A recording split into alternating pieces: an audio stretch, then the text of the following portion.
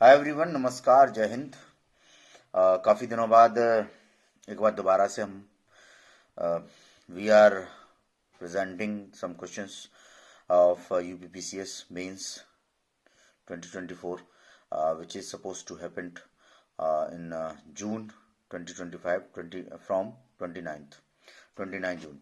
तो उसके लिए जैसा कि हम पहले प्रश्न हल कर रहे थे, प्रश्न को के बारे में चर्चा कर रहे थे, आज पेपर फोर्थ का एक केस स्टडी यानी केस स्टडी जो पेपर होते हैं, सवाल होते हैं, वो अधिकतर अ, चौथे प्रश्न पत्र में आते हैं। तो उसी का एक प्रश्न पत्र है, प्रश्न पत्र नहीं। संजीव एक आदर्शवादी है। उसका विश्वास है कि सत्य सर्वश्रेष्ठ सद्गुण है और सत्य से कभी समझौता नहीं करना चाहिए। एक दिन उसने डंडा और पत्थर हाथ में लिए हुए लोगों की भीड़ से भागते हुए एक व्यक्ति को देखा। वह उसे एक विशिष्ट स्थान पर छुपते हुए भी देख लेता है। भीड़ ने संजीव से पूछा कि क्या उसने चोर को देखा है। संजीव ने सच बता दिया और उस जगह की ओर इशारा कर दिया जहां उसे छुपते हुए देखा था। भीड़ उस व्यक्ति को पकड़ लेती है और मरने तक पीटती रहती है। उपर्युक्त परिस्थिति के प्रकाश में संजीव के आचरण पर टिप्पणी कीजिए। देखिए कितना अच्छा शानदार प्रश्न है कि आपकी सत्यता कहाँ तक जायज है। ऐसा तो नहीं कि आप किसी सत्य के चक्कर में आप किसी की जान भी ले रहे हैं तो वो सत्य नहीं होता। देखें क्या लिखा है। हितकारक संजीव एक आदर्शवादी व्यक्ति कभी झूठ नहीं बोलता, ईमानदारी से भरा हुआ इंसान है। अगर आप देखें तो भाई वो क्योंकि उसने बता दिया, सत्य बता दिया, तो ईमानदारी से भरा हुआ इंसान है, ये हम एनालाइज कर सकते हैं। चोर या खुद को छुपाने वाला व्यक्ति वह गुस्से और बदले की अपनी सभी नकारात्मक भावनाओं के साथ छिपकर उसका पीछा करने वाली भीड़ से बचाने के लिए भाग रहा था। कानून और व्यवस्था प्रवर्तन एजेंसियां चोर व्यक्ति के रूप में कानून को अपने हाथ में लेने वाले लोगों को भीड़ द्वारा मार दिया गया था। बड़े पैमाने पर समाज हितों का टकराव, हेडिंग डाली हमने, हितों का टकराव। क्या क्या इसमें स्टडी करी है हमने। सद्गुणों के एक उत्साही अनुयायी के रूप में संजीव खुद को दुविधा में पाता है, जबकि उससे चोर के बारे में भीड़ से पूछा गया था। सही बनाम सही। संजीव ने एक तरफ झूठ न बोलने और सच का समर्थन करने का अपना सिद्धांत का पालन किया, लेकिन व्यवहारिक स्थिति में वह भीड़ की वास्तविकता को नहीं आंक सका। कोई व्यक्ति चोर था या नहीं इसका अंदाजा संजीव को नहीं था और तेजी से निर्णय लेने में उसने वह बता दिया जहां वह व्यक्ति या चोर छिपा था।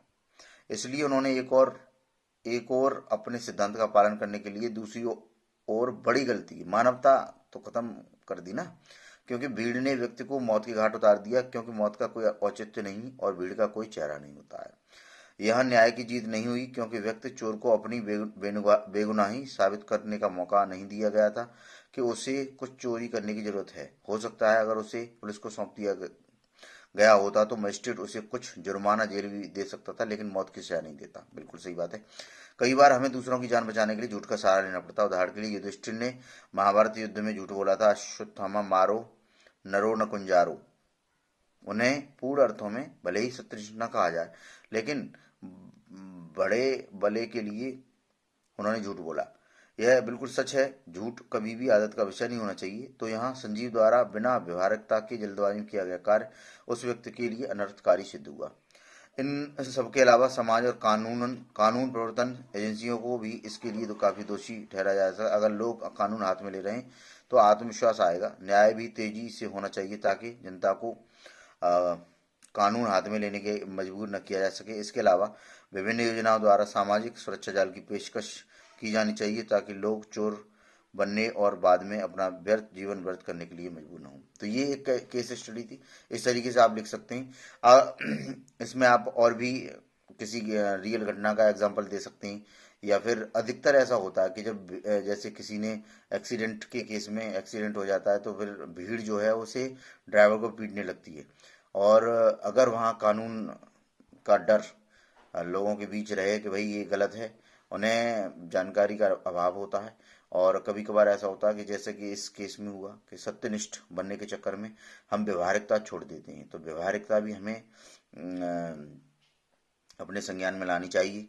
और अगर इस केस में संजीव जो है वो यदि भीड़ को न बताता कि चोर है, या ये इंसान को चोर साबित न करता, या फिर न उसका पता न बताता, तो शायद वो अगर कानून के द्वारा उसे सजा दी जाती तो वो इतनी भयावह नहीं होती। तो इस तरीके की केस स्टडी की लिखने की प्रैक्टिस आप अपने दिनचर्या में करते रहिए, ताकि जब आपका एग्जाम हो तो आपको किसी प्रकार की समस्या ना आए। धन्यवाद। जय हिंद। नमस्कार।